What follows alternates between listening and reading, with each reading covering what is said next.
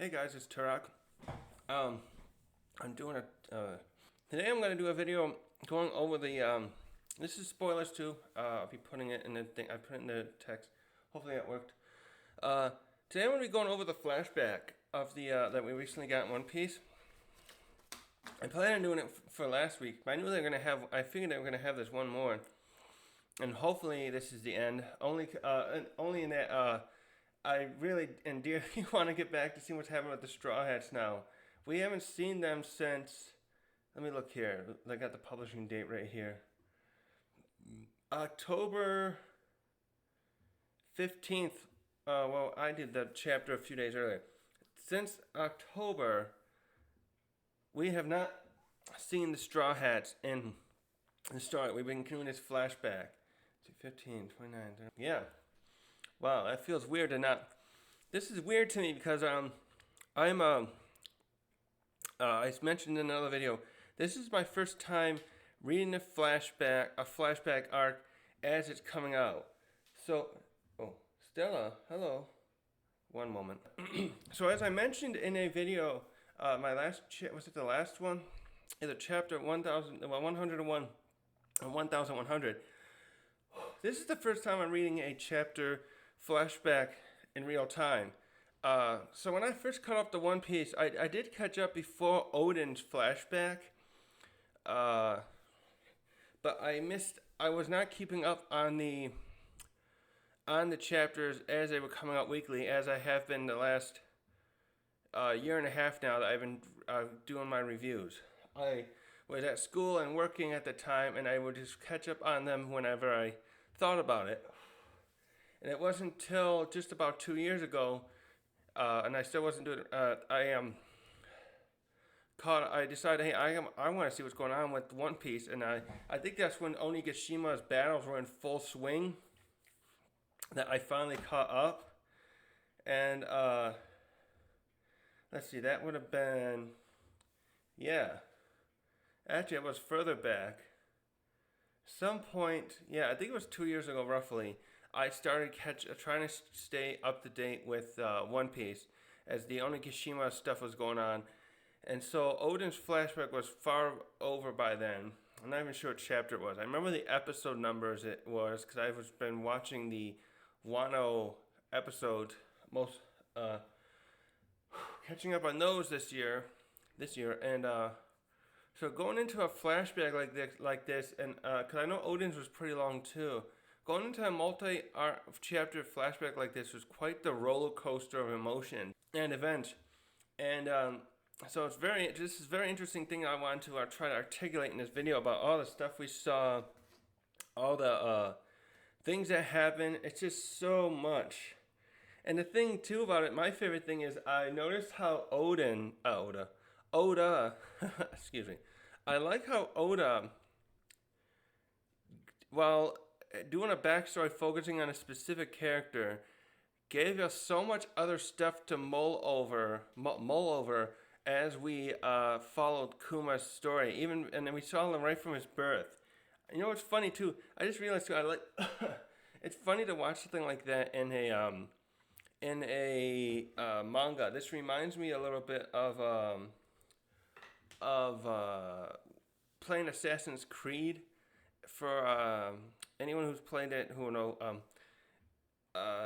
Ezio, one of the main assassin that really most people think of when they think about Assassin's Creed. He's the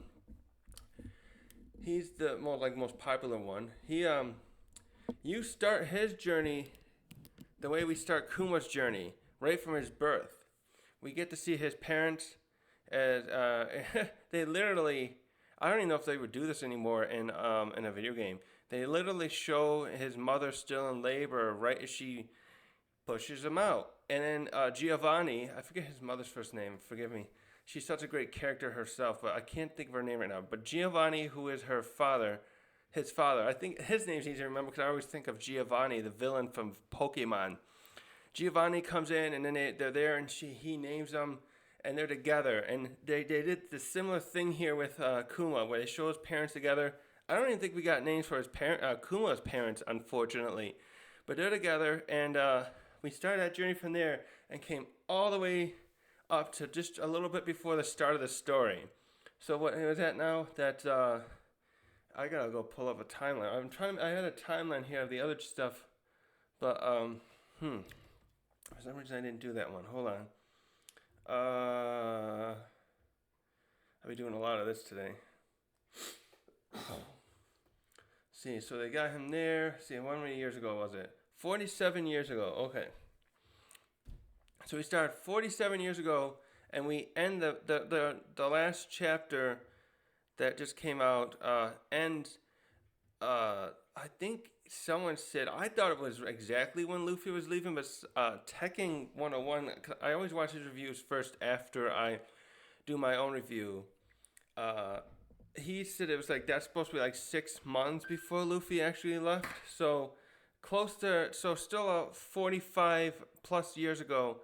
We moved across a timeline of 45 years. Yeah, we jumped across 45 years in the span of 6.5, 6.5 chapters of flashback.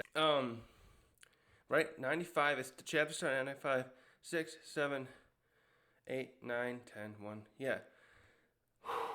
Oh my God, there was so much happening too. I got them all right here too. And there's so much stuff I missed too. I don't know if I said this yet in a video. I'm sorry, I'm gonna be all over the place with this. I don't know if I realized this before, but like, I didn't realize that Kuma's dad was shot. First of all, in the was that the first one? 1095. Here we go. Yeah, I didn't realize Kuma's dad was shot there, killed right then and there. I'm trying to remember what I assumed happened, but I didn't find out till I watched another review afterwards. Someone else said, "Oh, he got shot." And like, oh my God, wait, what? I didn't catch that. How did I miss that one? There was a bunch of stuff I missed in here, and I was rereading the I think I have to do more videos like this almost after each chapter or something like this. I'm gonna have to come through like certain.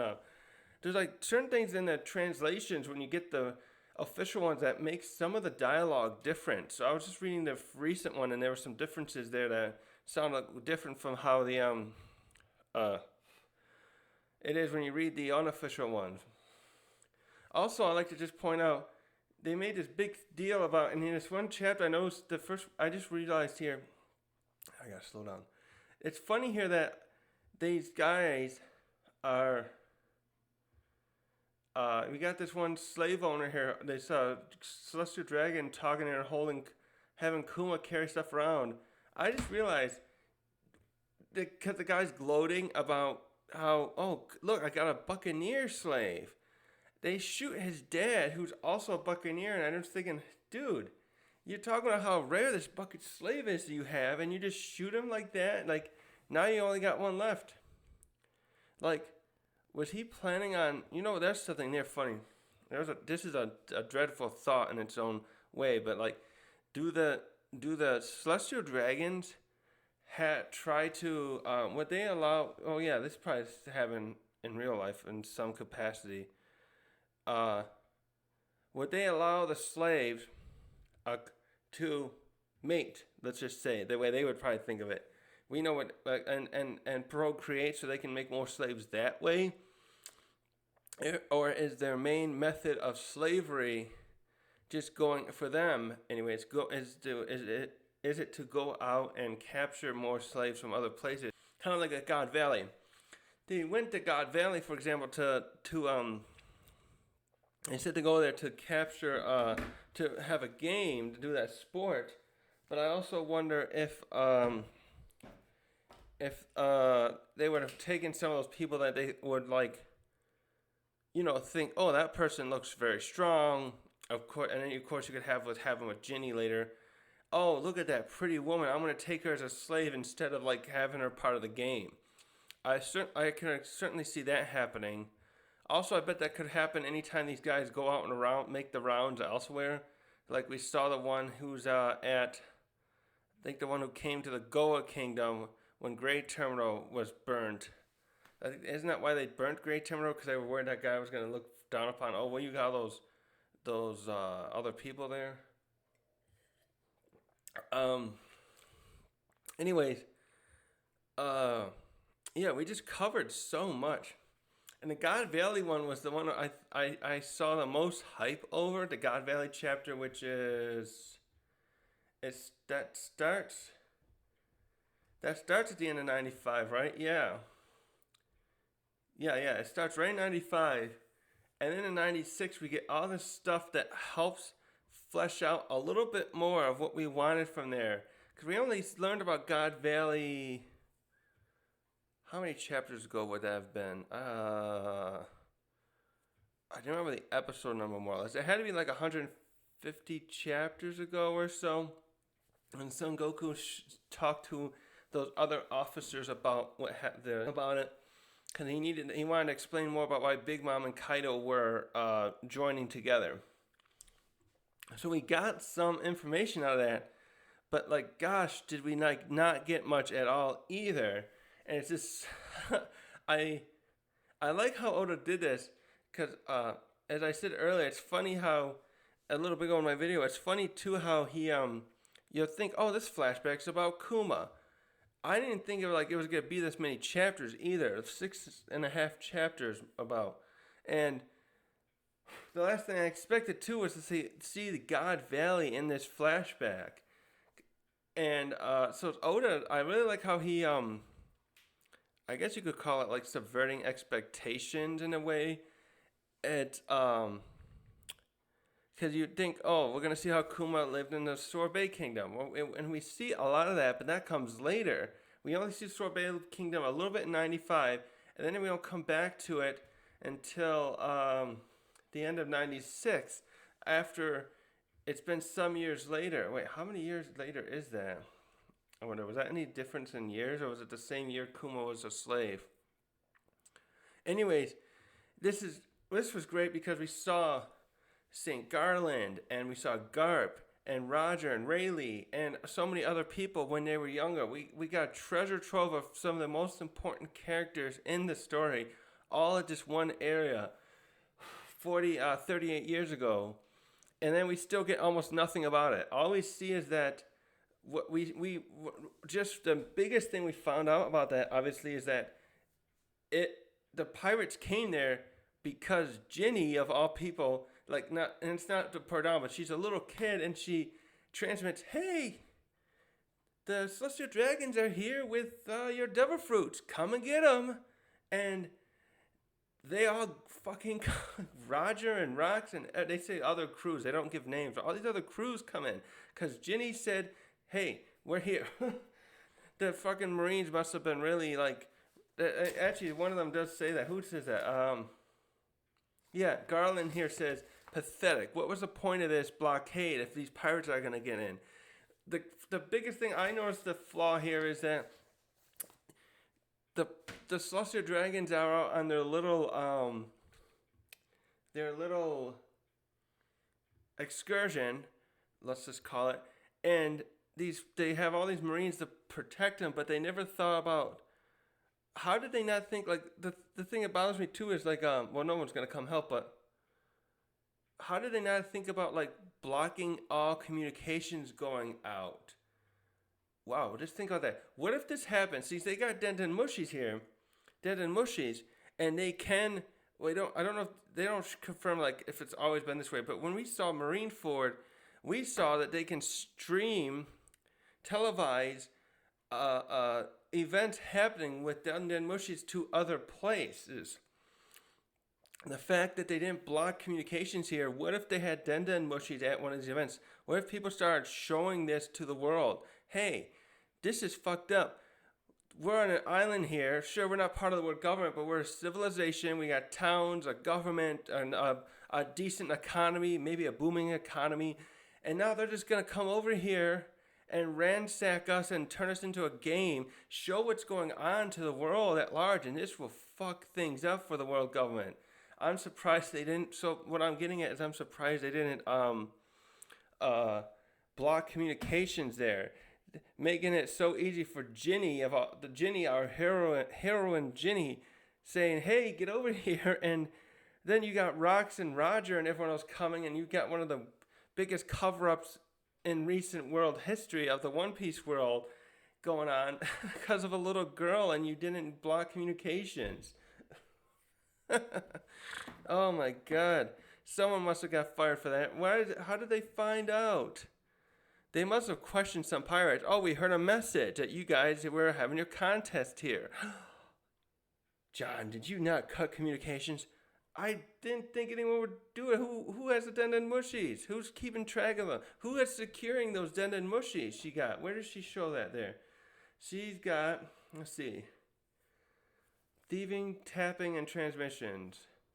2 weeks ago, I planned, yeah, she's holding Denden, she's got 3 of them there.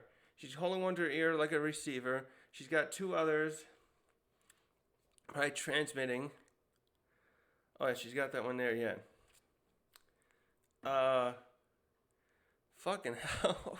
That's the biggest blunder here of all, that a girl gets a message out, and then I wonder how many celestial dragons like died in this incident, you know? It had to be some kind of casualty. Garland was there with the other knights, but like other pirate crews were apparently showing up. Let me see here. They show 4 ships, no, 5 rocks and 4 other ships. They show arrive there, arriving to the island. And I don't know how many Marines were there, but there had to be some casualties on Celestial Dragon's side. And boy, that had to be a bad day for Kong. Good thing he had Garp there. Garp and Garland being there, probably the only thing that saved his career. I'm surprised they didn't sack him still, though, given what happened there. And the big thing I want to talk about on that part for a moment is I did not realize that Gloriosa was there until I watched other reviewers. Like, did I miss something when I was reading One Piece? I never thought, oh, no, I'm stupid. She did say she left out to sea when she was young. But there's a question. Who did Gloriosa, wait a minute, how old is she? Is she supposed to be Hancock's grandmother? She goes out to sea because she was in love with somebody.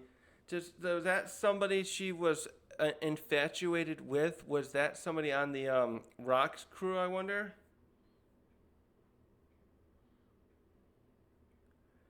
Oh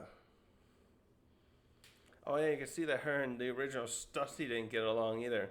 Oh, what's with that too? Why does Oda always draw most old ladies, with the exception of like Big Mom for obvious reasons? Why does he always draw them when they get older as these short, shriveled, almost look of them former selves? Who was that third one? There was Gloriosa, Stussy, and the one on Doflamingo's crew. She looked like, I think she was shorter than she used to be. Let me look at that a second. Hancock's mommy. Pooja wasn't, her age is supposed to be, they got her age there? They don't say her age. She has a birthday but no age. No, so I'm just wondering, I wonder who was on that crew that she would have been interested, if she was interested in that, someone on that crew. So that's probably, someone who was a pirate, maybe they visited her island when she was young, and she went back to sea with them, abandoning her. Oh, there's something too. Did she abandon her duties? Did she leave in the way Odin did? That's funny. Think about that. You got Wano, and then you got Amazon Lily, 2 islands out isolated from each other in their own way. One in the calm belt, one with walls. And their leader leaves to go out to sea, one for adventure and one for love. I wonder if who took over if Gloriosa left while she was on the throne.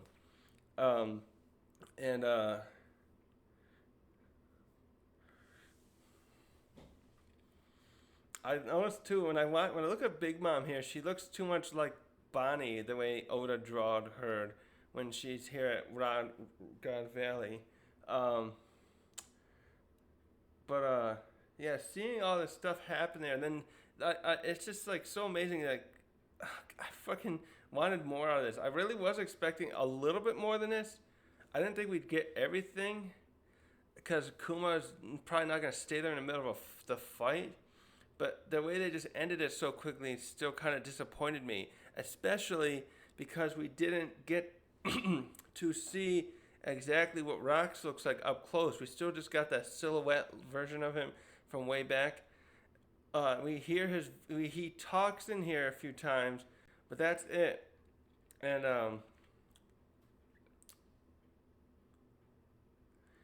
then we also, it's funny how Saturn once again just shows up, and right there where Big Mom was there a moment ago, and it's just like, okay, where'd Big Mom just go? Is she not gonna fight this guy?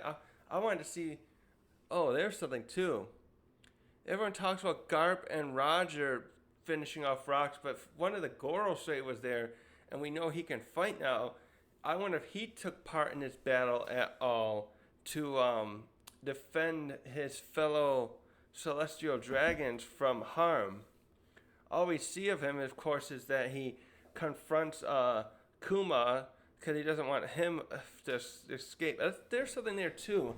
Hopefully, we're going to get a little more if we go back to the present to why Saturn is so obsessed with keeping Kuma tethered. So they're searching for his father. His father's been in hiding for a while, successfully, but once Kuma's born, they got lucky or something, and they find him, bring him back into slavery, or back. We don't know if maybe his father doesn't look like someone who's been enslaved, but maybe he had family members beforehand.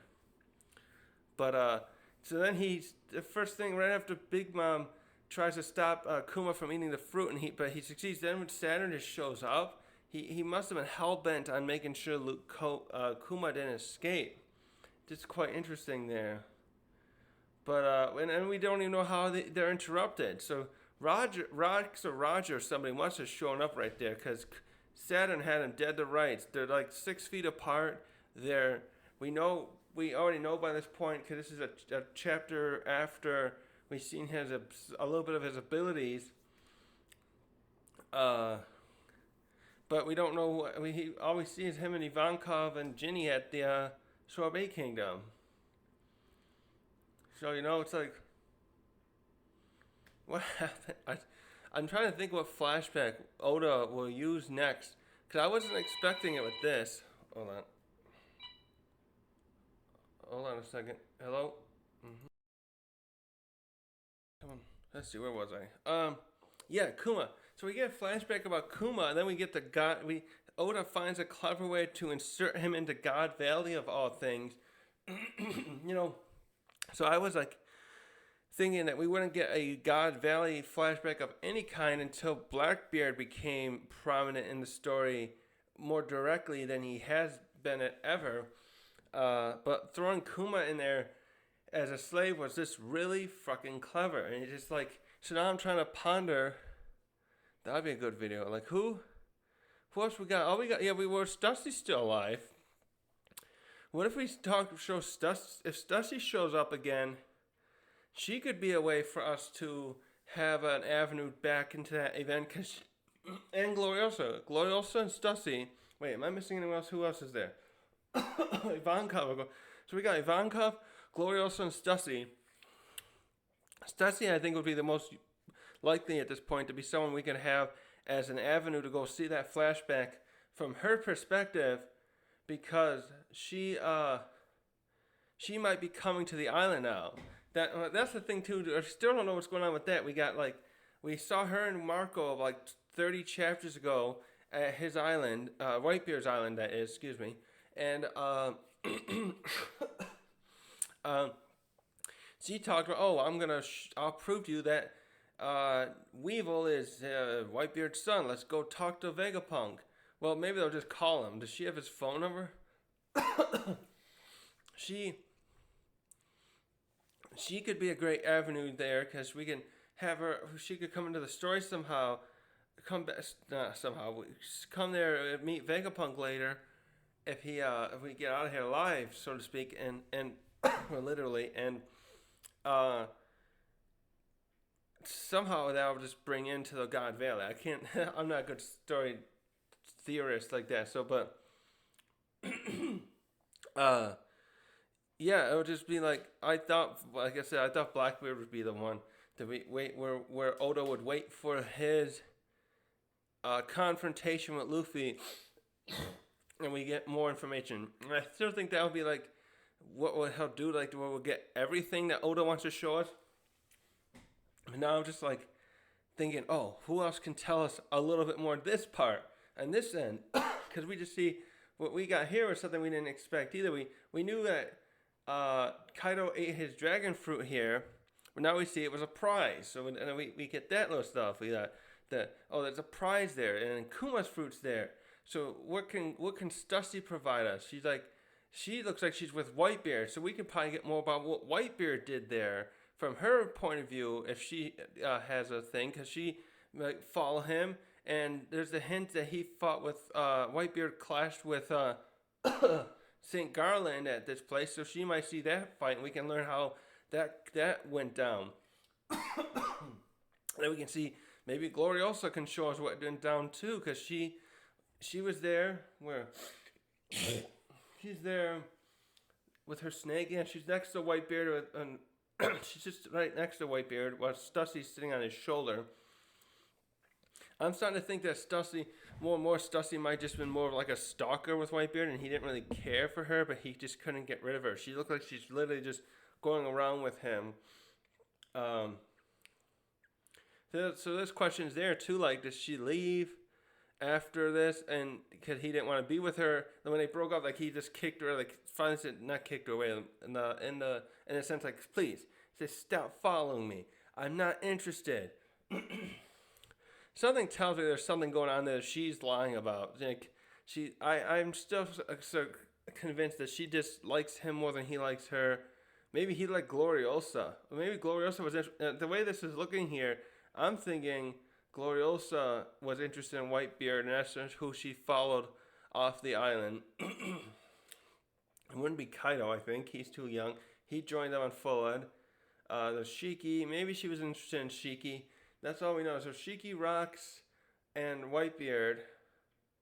There's some others there too, but I don't think she'd be interested in. I don't know. Let's see. And when they say this is the final fight, there's very cryptic stuff in here to go over later on. I wonder too why Roger decided to come here.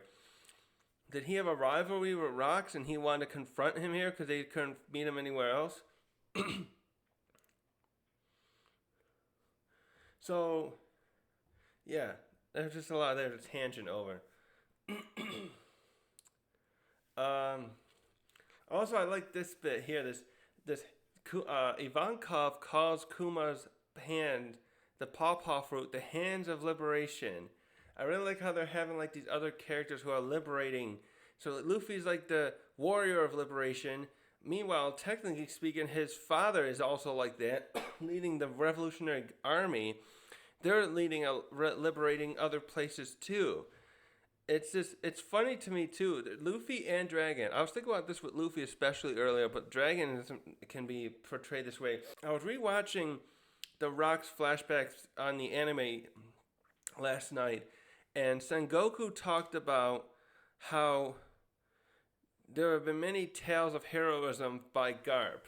The other people were like, oh, this must have been the first time. No, like Sengoku was kind of trying to say, no, he had some other stuff that he was known for. This was like the big one the Navy knew him for. Actually, it's funny because there are other Navy men that came there. Garp obviously had his own crew, and there were people protecting the Celestial Dragons.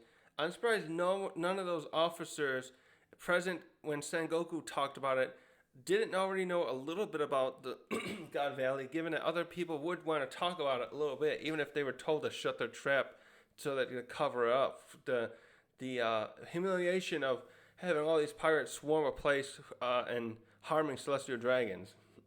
But where was I going with that other thing? Oh, I just realized if Luffy and Dragon weren't on the wrong side of the law, especially Luffy could be, because Dragon would probably get in trouble.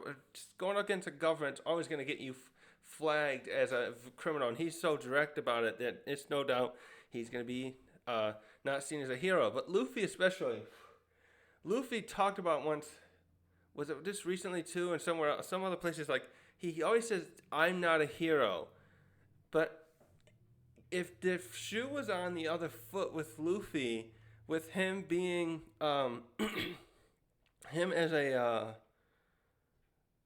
Navy officer or even some kind of adventurer who maybe like a bounty hunter, you could even say, who sometimes worked with the government or even worked for the government, he would be seen as a hero. He has liberated himself so many islands from oppression and potential oppression now in the last 2.5 years of his voyages. Obviously, there's a gap there, but he helps little islands in the east. He saved Usopp's place. He saved Nami's place. He saved the island where Morgan is. What am I missing there? Saved the Baratier from being commandeered. He liberates there. And then the big stuff. He goes to Alabasta and Drum Island, Alabasta. Now and Dressrosa and what am I missing? Wano. He's gone to this is like over half a dozen places, big and small, that he's gone and helped people out.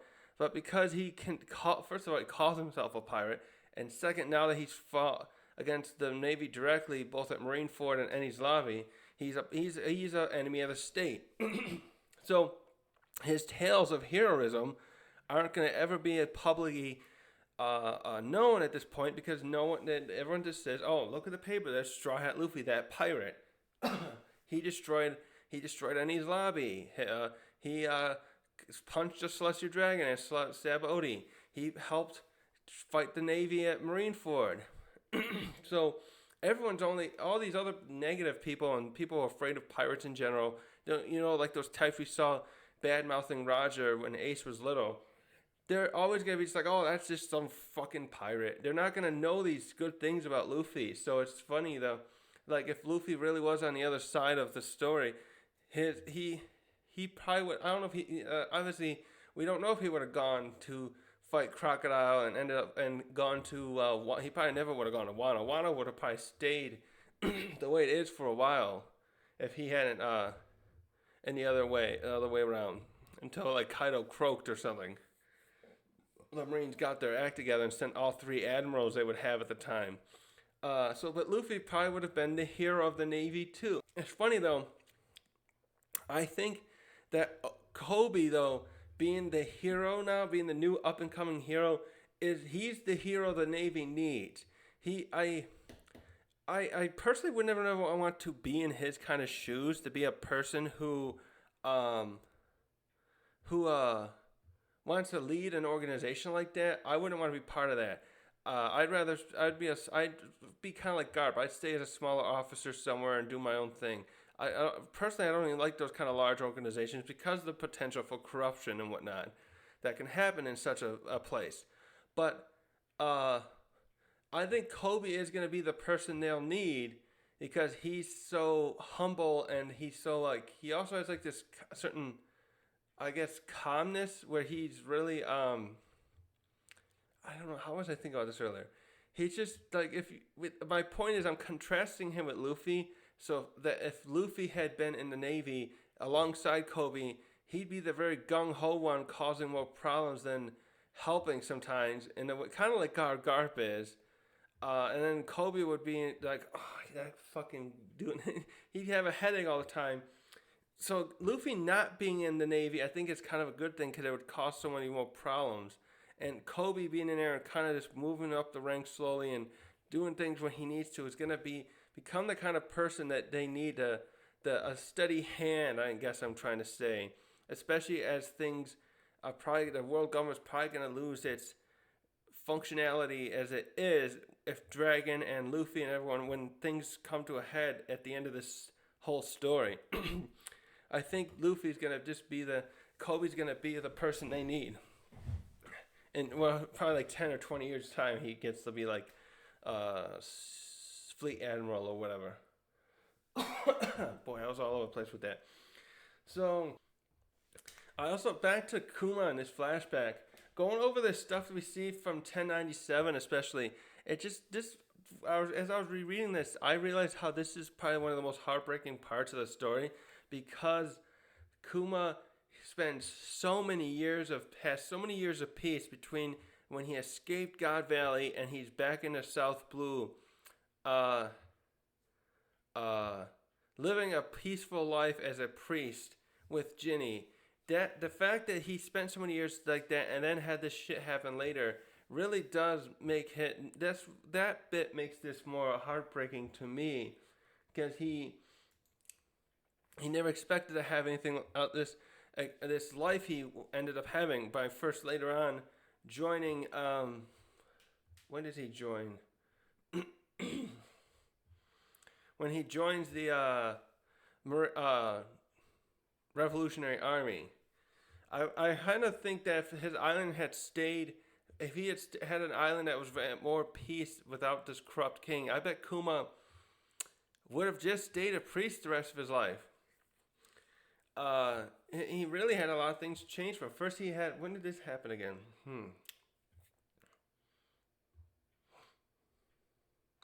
So this was Kuma at 22. That's right, 22 years ago.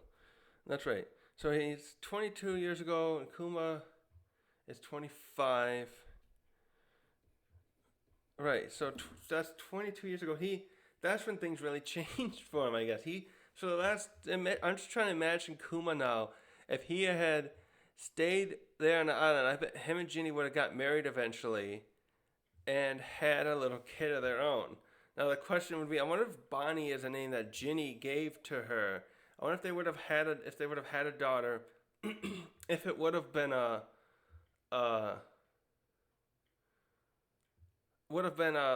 they would have named it Bonney. I'm sure she would have never got that devil fruit. That's something that jumped to a minute. That's so interesting how 14 years ago, right? That's so interesting how Ginny got the fruit. I mean Bonney. I keep mixing the names up. Bonnie's stuck in a hot place. This has happened about. Wait, when did that happen again? Let's see. Let's skip ahead here. Let's see. Here we go. After they kicked out that guy again. Wait, is she 7 maybe? Anyways, Bonnie's been living in the church her whole life. Because when she's 3 or 4 or so, he finds she's got the same condition her mother had. And the fruit just seems to appear there unless she eats it. So everyone was pointing out, like, maybe the person died and the fruit reincarnated there. Or it just, she willed it. The other one that's the really interesting one that I am willing to bet is kind of true is how desire and how Oda... Also, from a story perspective, Oda gives the fruit. The person who has the fruit fits with them. A great example of this is like Doflamingo. He is a mastermind guy who likes to work behind the scenes and control things. So he gets a fruit that's strings, and he's like a little. Where's my other hand? He's a little puppeteer guy, and he's very manipulative, and he uses that to his advantage. He like, what was that? He killed Baby Five's boyfriend, as someone she was with or lover. And it's like he's done this to her many times, and he just fucks with her purposely because he can. So Bonney, obviously she wants to grow up so she can go out. And she can't go out. She's not like Luffy, who found the devil fruits that Shanks had sitting in a bar. The Nika's fruit. She's not like she doesn't go to end up on an island like Ace and he eats the fruit because he's starving. And who else? The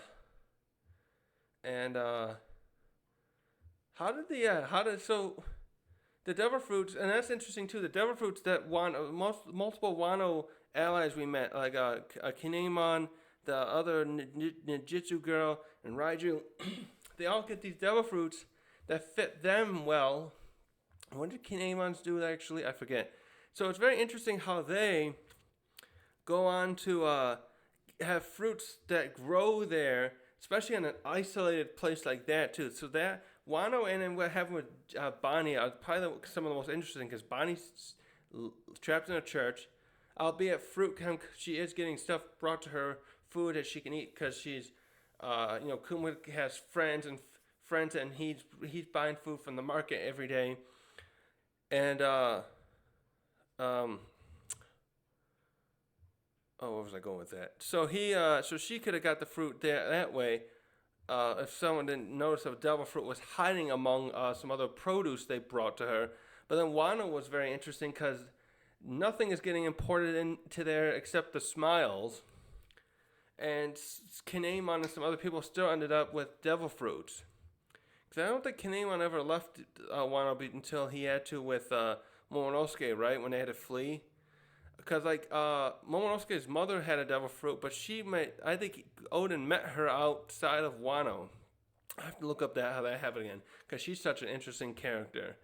So, anyways, yeah, where am I going with this tangent? The will, the way that people like Bonney, like I want this devil fruit. I want to grow up. She doesn't strictly think about devil fruit. She wants to grow up fast so she can go out with her father.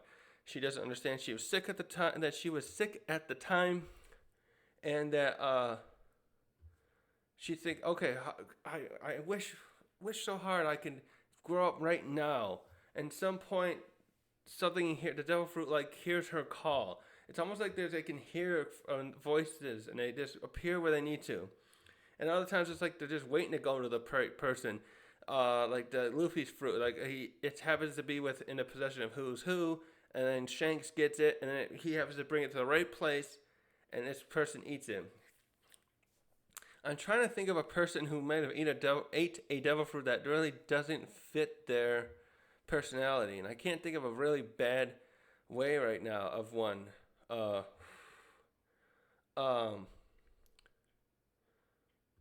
Kaido's is just a dragon. So like when you get zone ones, it's interesting. They're just they get the zone. There's definitely Lucci's fits him well. Chopper's was kind of an accident. That's kind of something he learned to be a doctor. But anyways, yeah, I just realized Aces fits him well because he's such a hot-blooded kid that him getting a fire fruit works perfectly. Smokers is funny because does he smoke because he has the fruit or did he already smoke beforehand?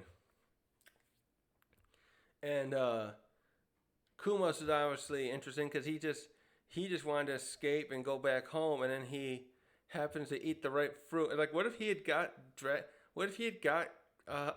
had eaten the dragon fruit instead, and then Kaido ate the pawpaw fruit. What a change that would have been.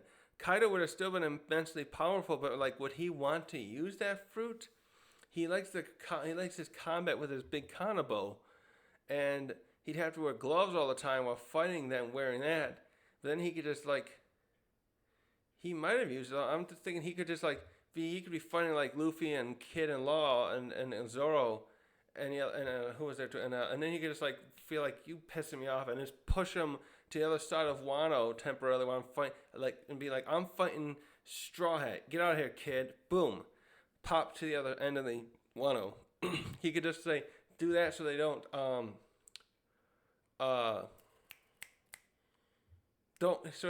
he can find them again, but he doesn't want them interfering in his fight. But it's just very interesting how certain people get fruits like this. And I do think too there's possibility that Bonnie's fruit is awakened. I think someone else said this already. I'm sure I didn't come up. I'm trying not to take credit for something I think I heard somewhere else. I think I was watching Joy Boy Theories and somebody asked about that to him in a stream. I think Bonnie's fruit could be awakened now. That because the awakenings usually allow the users to change things around them. So Luffy and Doflamingo can make strings out of stuff around him. Luffy could make the environment into the rubbery stuff and bend it to his will in that way. And now Bonnie, we know initially can just age herself, but now we saw when she used it against the Marines coming after her at Sabaody, and then here at Egghead, she can just will people around her to be children or old as she pleases. Although Law's fruit already has abilities like that, so it's possible. Actually, you know what? I would have to renege that, retract that statement. I bet her ability isn't fully awakened yet. I bet when she does awaken it, she could turn the entire environment around her age. She could like suck resources out of the ground, make a tree shrivel up, or stuff like that. Um, hmm. Yeah, it's hard to say I guess in that context because until Oda wants to like lay down rules for her fruit to figure out exactly what her if that's awakened yet. Uh, so where was I? Oh, let's talk about this asshole king for a moment. This king they have here, what's his name? Uh, I can't find his name now. This guy was a real character.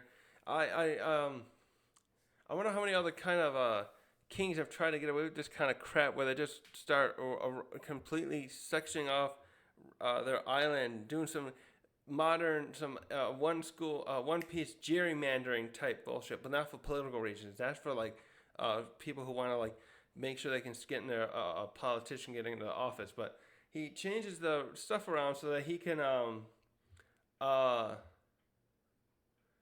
so that he doesn't have to worry about the. He can stay in. How did that work? He wants to stay in Reverie, being able to attend Reverie. Is that what it was? Or at least wants to stay in the world government. I don't think this nation was big enough to attend Reverie.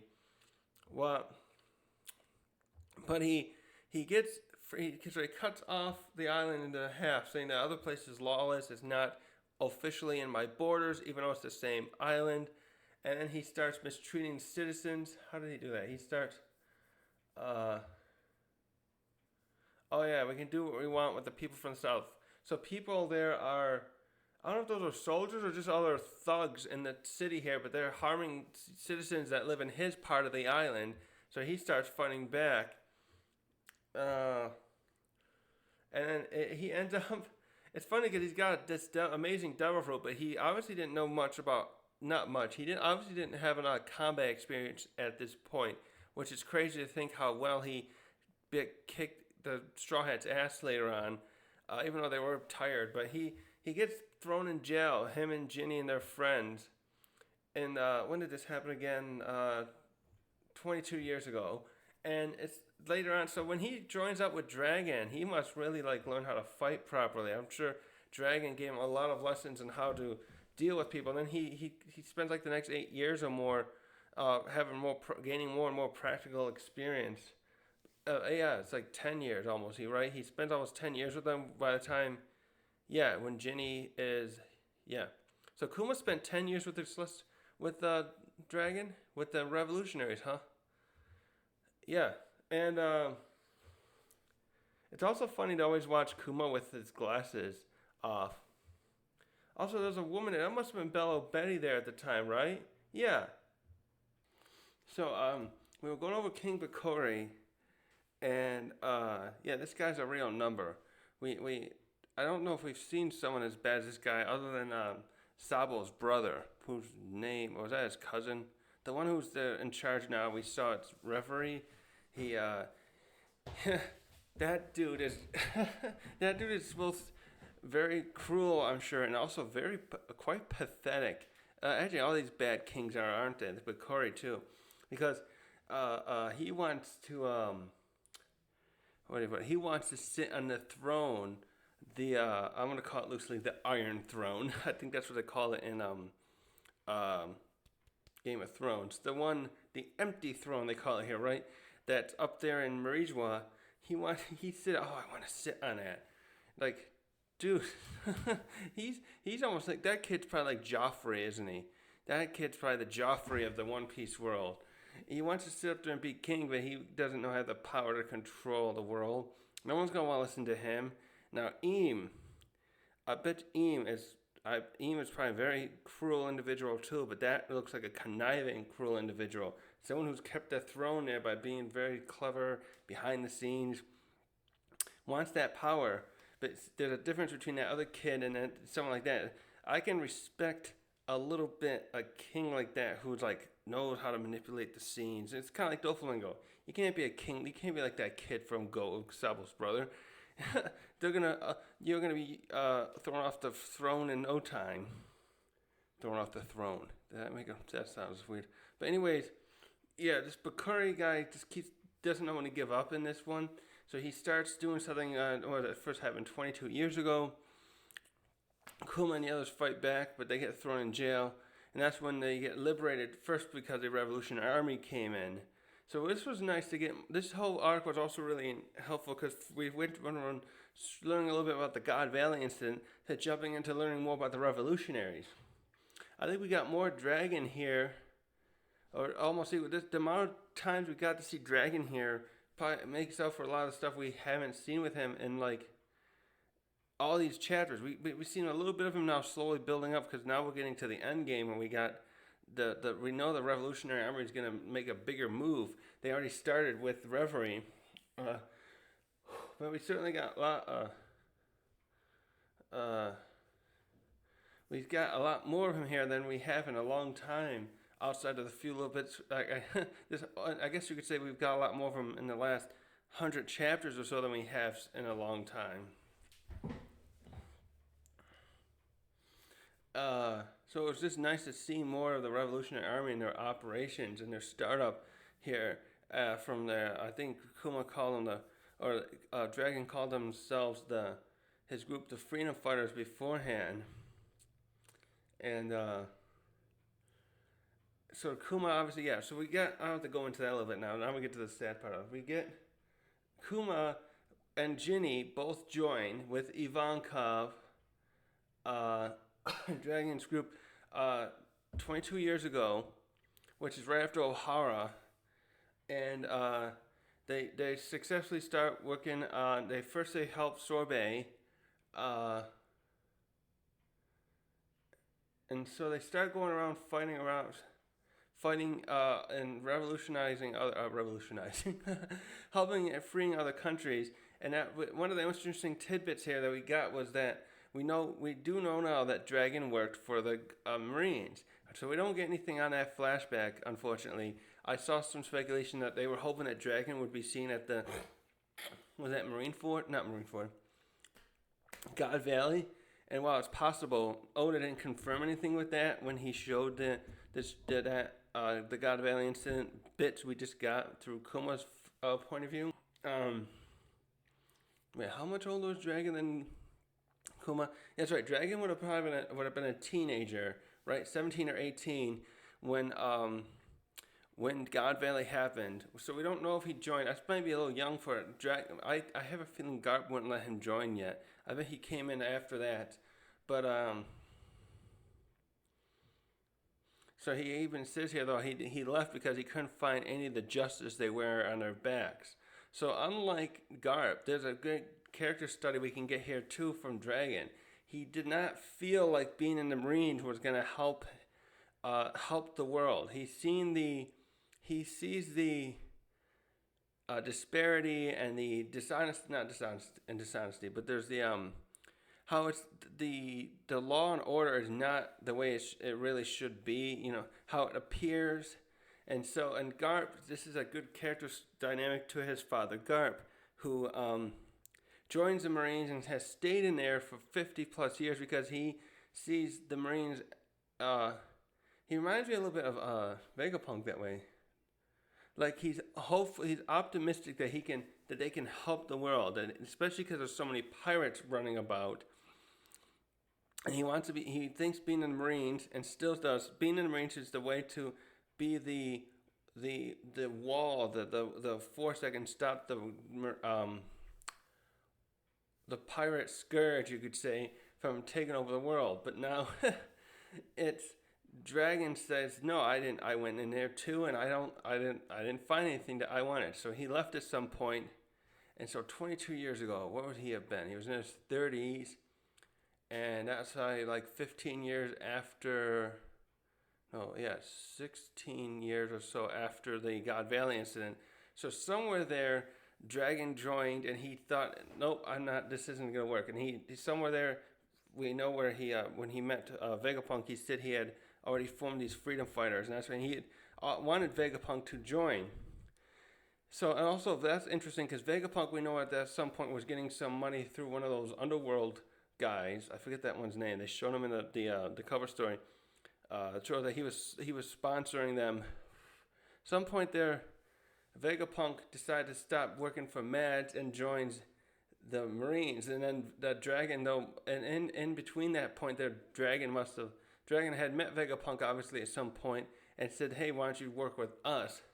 And while I'm sure Vegapunk would rather not work with the government, especially after what he had to do with Kuma, now he said no. He said back then, you guys have no funds. Uh, uh,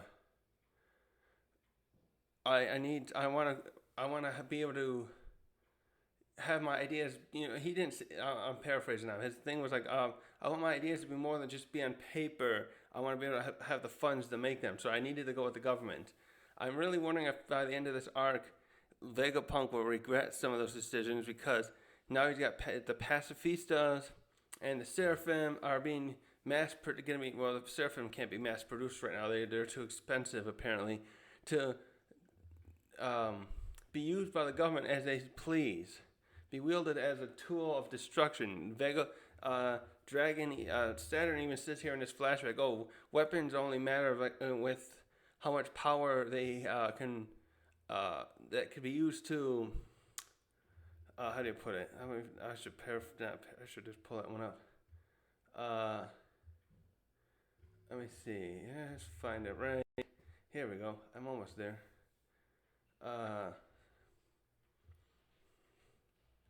Nope. Here we go. Yeah, soldiers and weapons are valued by how many they can kill, is how it says it in the official translation here. So, I'm wondering if Vegapunk will ever find this, his actions of what happened, not to his taste. Maybe that's why he wants to leave. I bet he asked Luffy to take him away. Maybe that has to do with the fact that he wants to. He knows he's become so valuable to them. He thought maybe they wouldn't even let him leave his island to go willy nilly wherever he wants because they would probably know about his tie. No, they know about his tie. They know he talked with Kuma, so they would for 4 years ago. They may want to say, hey, he'll be going to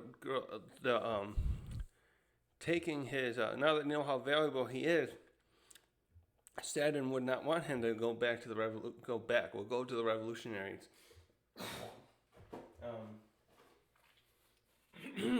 So,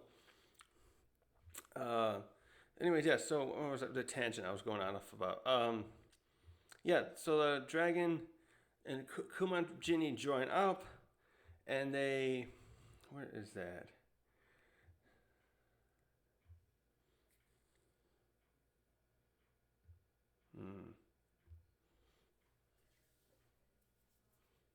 I still don't like this part. I gotta go over this a little bit now. So we jump then 8 years later as they're going around fighting the. Oh, there's a good line here either. Vankov even says this. It's strange to be at odds when both the Navy and Revolutionaries just want to help people. This is part of my little subtext I want to keep going over. I've been going over is how it's so ironic that Dragon is really what him and everyone are really doing is heroic, but they're oh, look at that. That's right. He still doesn't have that tattoo at this time. They're considered criminals because they're overthrowing kings that are oftentimes probably supported by the world government. Like look what happened with Doflamingo, how he got himself in there. So anyways, yes. So the big part of this chapter, the arc that swings the story a different way then is first we went from God Valley to Kuma's peaceful life to the Revolutionaries, to now seeing that Ginny gets kidnapped 14 years ago, and it's just heartbreaking because we see that she was forced to be like a concubine to this asshole, one of these assholes, Celestial Dragons, which we established are bad. So now we got this character we just got invested in, kidnapped, and Kuma can't do anything about it. Which I'm still disappointed that they probably Dragon and Ivankov probably stopped him from doing this. That he couldn't sneak in there. I mean, they just snuck in there now and got him back. I don't know. I know this is for the purpose of the story, but that part's always going to bother me. That who tells them that anyways? They say a celestial dragon had his eye on her, and she was taken on a government ship. Um, so for the next couple of years, Kuma's actually I can sympathize with him on this. He's going around pushing himself more than ever. He it must I don't even know how he can sleep at night. He's going around working with Dragon. He's still part of the Revolutionary Army at this point, and he's trying to help more people, but he's like just heartbroken over what happened. And then suddenly, Ginny is back one day. She calls them. She's gone back to Sorbet, and because they kicked her out. She was, she outlived her purpose to them. So she's sent away because she's sick, and especially, and we find out she has a kid. She goes away there, and this sickness is a bad one too, and it's like I guess it's supposed to be like leprosy. So, she spends her last life because this thing is it becomes worse when you're in the light, moonlight even too. She dies right before he's able to get there, even using his power. And now this is when things shift because she leaves behind a daughter, and did she tell her? She must have told him his name, Bonney. And we find, was anyone else there when they said? Yeah, I think some of the other people were there.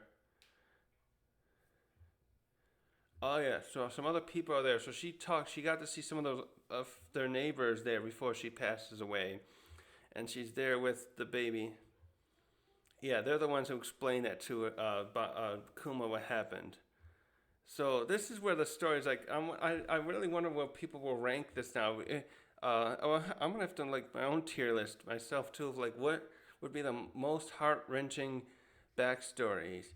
I think Robbins and Brooks were ones that were ranked highly for a long time, and this one may usurp them as like top ones given the trauma that we see Kuma going through. Because like everyone's pointing, a lot of taglines pointing out like Kuma's like the best dad, and the stuff he just goes through, his childhood, with his parents dying and him enslaved, and his kingdom constantly being reigned over by a tyrannical type king, and it just especially heartbreaking because she wanted to get married with him, and he was so worried about what happened. I forgot to go over that. He refused to get married with her because he's worried about his bloodline and what happened to his family when he was little, and so he's thinking, oh, I can't do it, and then she gets kidnapped back into slavery anyways, and it's like, oh, Kuma, come on. So it's just, but the only reprieve we get out of this is in 1098, is that we start getting to see Kuma be a parent now. So he's raising Bonney as a little girl, and we get so many of these, the senior citizens of the village are so helpful, and it looks like at this point, though, he's also still, this is funny, too, because this is very stark contrast to Luffy. He is still working as a revolutionary at this time. We see scenes of him out in the field with fellow troops, fellow members, and he's still going home to Sorbet where Bonney is with the senior citizens there, taking care of her. And it's contrast that the dragon we get that in the last chapter. I'm gonna jump ahead a little bit again. Dragon had Luffy early on when they were starting out together. So Luffy was born while Dragon was had this Revolutionary Army activities up and running full force, and while Kuma was in there, and Kuma only figures out later, from what was that, like 10 years ago, so 12 years after he joined, that, oh, you got a son. But Dragon decided, made the sacrifice, the decision right away. I have to leave my son behind with my father, and have him and continue my work here. It's just a funny contrast that Kuma took this risk. It's funny that Dragon knows that Kuma's taking care of a kid and doesn't like. I can see why. He's like probably thinking, okay, I would leave the child there, but this was our friend's daughter, and we should take care of her. But that is Kuma, so I'm not gonna say anything. But Kuma, for a few years here, doesn't leave her behind. He's able to balance his life, his work with work that is out helping with the Revolutionaries while taking care of Bonney and spending time with her. We see a lot of montages of that here, and that all changes though when she develops it's on this side, her right eye. She starts developing the blue sapphire scale, I think they call it.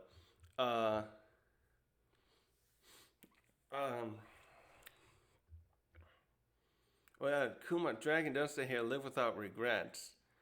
I just wondering how much regret Dragon might have of leaving Luffy behind, because they're like down different paths now, and that's gonna be the most interesting meetup, of course. We've had Dragon and Luffy were together. The only time they were together was at Logtown in chapter 100, and that's like 2.5 years ago in the story time, and they've never talked to each other yet. And Dragon still, is continuing his stuff, and Luffy's doing his adventure now. It's going to be such a reunion. That's the most hype thing. Everyone was saying, oh, Dragon's going to show up and do something cool. Like, can Dragon just show up and talk to Luffy? Hey son, how you doing? That's what I want. Kuma decides to leave at some point before Bonnie's, when she's little. She must have been 2 or 3 there. Can we see when she's 5? Bonnie's 5. Yeah, let's see. Bonnie 5. Because years later we see Bonney when she's little, and she's already got that she's very tough attitude, mostly because she's getting bullied a lot by these kids. They're starting to treat her like she's a vampire because she's staying inside all the time. No, there's no specific reason for that. Duh. So they just call her a vampire, and she's kicking their ass, and then she's a good daughter to Kuma though. She doesn't like give him trouble. She just very in more direct sense. She just takes she just doesn't take to being teased. I wish I'd been like that when I was little. Okay, and this is too where we see she gets her nickname because he calls. We went over this before, but it was cute how they. Oda. I wonder if how much Oda plans some of this stuff, because we find out her name's Jewelry Bonney, and she probably picked the name herself because Kuma compliments her jewels where everyone else is, the kids that is, are making fun of it. So this whole montage here becomes very wholesome. This is so funny because this is the same chapter we just saw where Ginny passed away like a few pages ago, but now we jump in 5 years later or so, and we're seeing that Kuma and Bonney are living a very nice, peaceful life. Now, Kuma, this is the part where it's heartbreaking because now Kuma's resumed a peaceful life again. He's back to his priestly duties in his hometown while taking care of his daughter, but meanwhile he's also dealing with the stress of trying to figure out what her disease, if it can be cured, and. During this time, too, he talks about Nika. I forgot that his father is the one who talked to him about Nika, and then he tells her about Nika. It's just interesting how we get this story passing along, too, because we got this stuff about how slaves talk about Nika, and the irony is Kuma was a slave, and his father was a slave, too, but he knew, it seems like, it almost implies that he already knew about Nika, but only gets to tell him when they're both enslaved themselves. Anyways, the linchpin of this next part of this flashback I liked is Bonney misunderstands what Kuma learns from a doctor. She'll probably die by the time she's 5.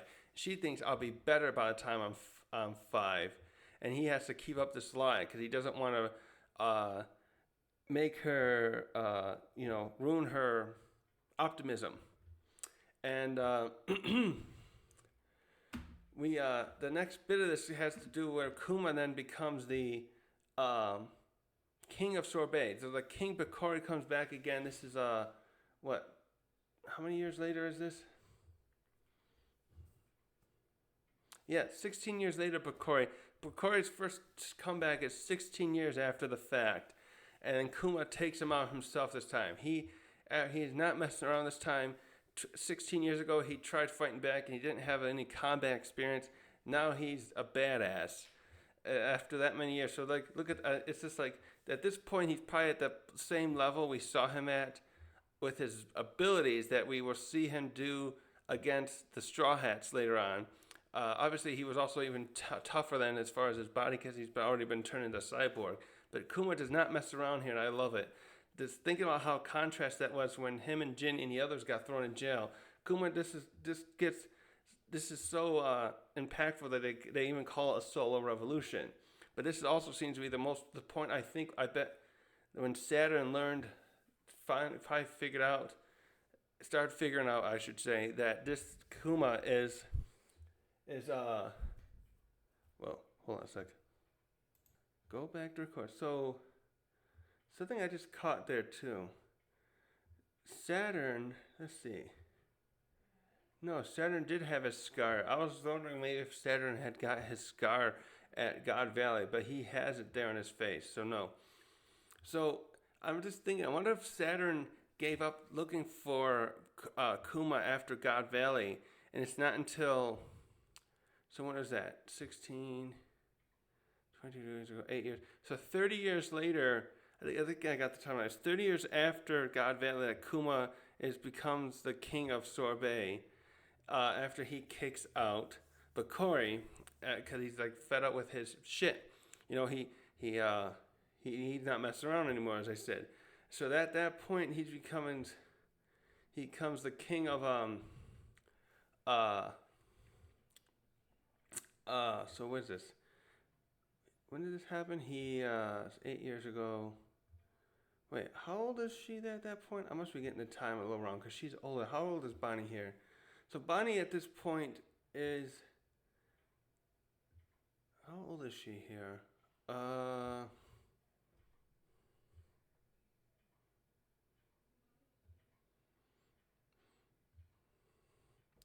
don't even see where the year. This was 8 years ago. No, wait. 16 years ago. Wait, yeah. So she's still only 4? No, since she was age 5. There's something wrong with that.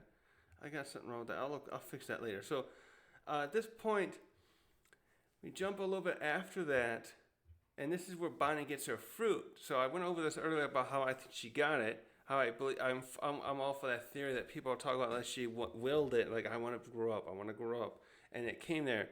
And this is the part where she just suddenly one day hasn't even realized she's eaten it herself, and she's in her an adult form. And it's just, actually I didn't even notice they have you can see the scales are still getting bad at this point though. And she this is where we also meet Connie, who Bonney will copied her look later on because they look kind of the same anyways.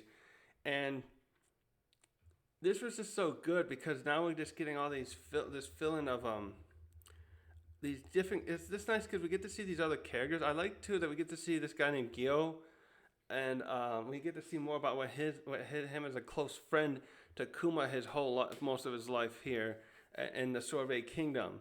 And from this point we Kuma has to leave at this point too, though, and this is where he's gonna get into Vegapunk, and it's I'm sorry, I'm just all over the place now because I'm So at this point, we get into the stuff where we figure out where all the little pieces get filled in with Kuma. We have the stuff with where the islands he goes to. We still don't know anything about how he found out about Amazon Lily, though, too. We see all these other islands except Amazon Lily. And he's going around because he's known as a tyrant. That's right. Bekori badmouths him that one last time. I'll say it briefly. Badmouths him. Bekori comes back one more time. Kuma seems to finish him this time, but the damage is done as far as Kuma's reputation. So he took over Sorbet. Well, he was given the power to take over rule Sorbet, and he gives it to the previous king before Bekori, and then luckily that guy's still there. So Kuma has to go out at this point, and this is where he gets back the dragon, and this leads him to Vegapunk, and you also see the giants there this time, right? Yeah. So, what did I want to go over with this last? So I went over this stuff before, but this is where we finally get into the end of this, where we finally get some understanding of what happens to Kuma, of course, because he goes to Vegapunk, and Vegapunk here, while we get to see, this is nice too, to get to see that Vegapunk isn't very, he has, because he's very overly optimistic about sharing his knowledge with the world and stuff like that without thinking about some of the consequences. But when it comes to helping other people, he'll do for the right, like how do I put this? He's not like nasty or greedy or such, even though he's got like those other his satellites that represent aspects like that. He's willing to help Kuma and Bonney at this point because as long as he could get something in exchange.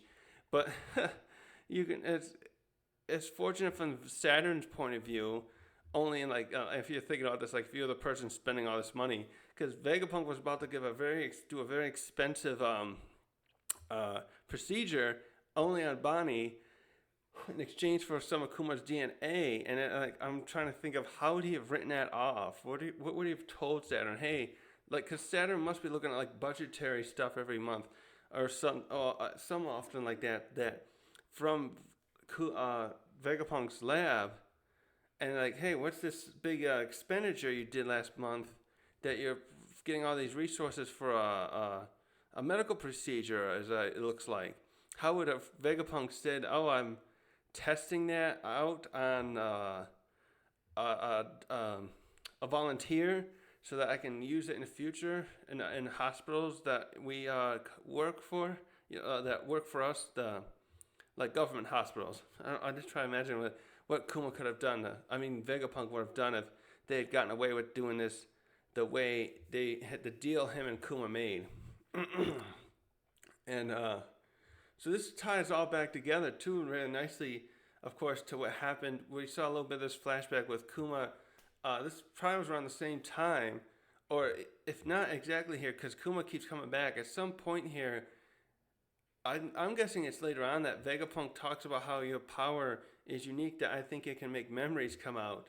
And I bet he convinces Kuma to do that later when they realize he's going to have to lose all his personality because of Saturn's deal. And unfortunately, out of all this too, it's never said to learn anything more about Buccaneers. I hope we'll get more into that later. I'm not going to go too much more into that now. I've had my thoughts on that. I wonder whether or not like Big Mom is one of those. But anyways, we're right near the end of these chapters, and I'm running out of stuff to talk about. But Saturn, we get so much here about how Vegapunk is in Saturn and Kuma, and we really see the sacrifice Kuma goes through. That really makes me hope that when all this is over, I hear a lot of some people speculating that Kuma might die in this arc. My theory is that he's not gonna die because the memory bubble. Oh wait, no. If Bonney went into it, how does it work? Because Bonney, usually when Kuma makes a bubble, and usually it's like the pain, it will go back to the person. But Kuma always would pop it basically and absorb the pain. So that's what would have happened to Luffy. He pulls the pain out of Luffy. He tests Zoro's metal, and if he hadn't touched it, it would have gone back. If Zoro hadn't touched it, it would go back to Luffy. Now he took his memory out, and at the behest of Vegapunk, and we saw Bonney touch it and interact with all these memories. Does that mean she absorbed it too? Or will it stay there? Can she interact with memories and it'll still be there? Because if it's still there, what I was starting with this is, if Kuma arrives on the island, that bubble can should go back to him, and then he would have all his mind and personality left. I bet they did that right the last moment before Kuma had to lose his everything, because Vegapunk kept stalling here. He says in the last chapter, "Oh, I think you got about a year left. I can stretch it out to," which was like very close to the beginning of the story. And so, what if he can get his memories back and become back to who he was?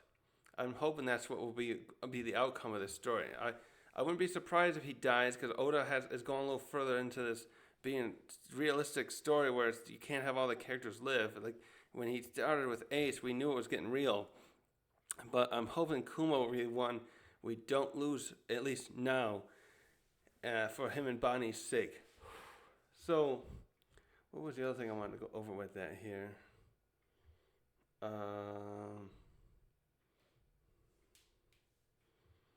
Also, I'm no surprised here that Kuma wouldn't be suspicious that this woman. God, that's so easy. Right? Yeah, Kuma should have just sent his letters directly to Connie at the palace, and then she could have taken them to Bonney. Good God, why didn't she realize that? There's a loophole there. Connie, when she realized here, she says in the end of this last chapter, "Hey, I've been told by some of the other people these guys are really cipher pull agents." Like, if she starts getting suspicious of that, I would have been, as in her place, like, wrote to Kuma saying, "Hey, your letters aren't coming. What's going on? Send the letters to me instead, and I'll make sure your daughter gets them." That would have solved a little bit of this. So, anyways, I skipped over this, but we get the deal with Saturn. Kuma does a deal with Saturn. We know that there's not much else to go over that, except that I don't know. I'm wondering if Saturn realized who he was. He never addresses it there, but does Saturn know that was really the kid that escaped from him 38 years ago? That's the thing I want. At that point, it would have been 34 years ago.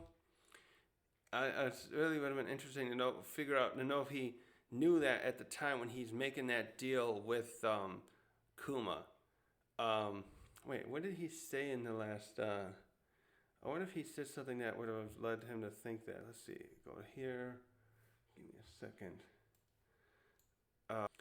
He knows. So he knows by this point in the present, right?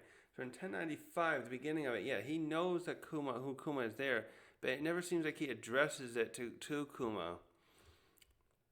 And actually, they have a point here where Vegapunk looks surprised by that, but now we know he already knew. So he probably was surprised that Saturn knew so much about it. Let's see. Yeah, so Kuma knew. Saturn definitely figured out at some point who Kuma was, and we never get to figure out why the Buccaneers are considered some kind of, what do you call them? Was it traitors, or they committed a crime or something? That would be something to go over sometime. What kind of crime could the Buccaneers have done? We know that Lunarians were taken out because they were on top of the world. It probably were somewhere living on top of the Red Line, and then Marijois moved in and said, "No, we're taking over now."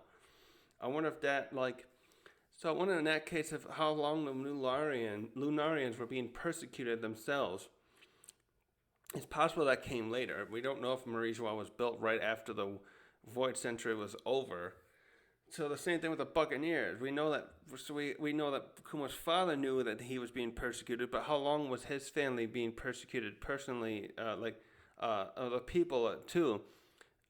We don't have any answers that way. And let's see, what was the other thing I was gonna say on that? So Saturn knows. They make the deal. Anyways, also, I thought this was really cute that Stussy was shown in the flashback, and now she's helping them in the present. Also, like, if Kuma does live somehow, I'm not usually one for shipping characters, but Stussy helping Kuma out, being like her, if she's attracted to him and they got together, that would be very heartwarming. And she'd be like the perfect kind of person to be a mother to Bonney, in my opinion. So where am I? I think that's almost all I got to say on this today. But so eventually, yeah, Bonney is, as we went over in the chapter. I went over in the chapter review last week. Bonney has escaped, and she's gonna go out to sea. So I found this very interesting to think. I wonder if in her adventures going out to sea here with her crew member, if she is being pursued at all yet. As she went to Sabaody, where we first met her, was she pursued by the Navy in the knowledge, or whoever sent them in the knowledge that she was their hostage to keep Kuma on a leash? At some point, Akainu knew, when Kainu was still just an admiral. He says that to Bonney in chapter. I just had the chapter the other day. It was like 594 or so. He talks about that. That was our first hint at that. So Bonney goes out, and we see that she makes a name for herself. I think her bounty was the second lowest. Of the do they have that? I don't have it here. One of the lowest ones of the supernovas. And also, I thought it was really cute that we get to see her. Let me try and pull up. We see her eating her favorite food, pizza. We see the pizza reference. Oda did not miss out on that. He has her when she's there on Egghead with Kizaru and Vegapunk and her dad. They're eating pizza and partying all the time. And then when we see her at Sabaody, she's eating pizza. I believe that was at that restaurant where her and Beige Capone, I'll just call him, were together. What chapter was that? Let's see. Probably here. Oh, yeah. Let's see. Yeah, 138 for him. Yeah, 140. There she is. No, she's eating. Yeah, she is eating pizza at the time, but she also had, like, it looks like there's chicken and all sorts of stuff. And there's Gaio at the time too. What's he got in his shirt?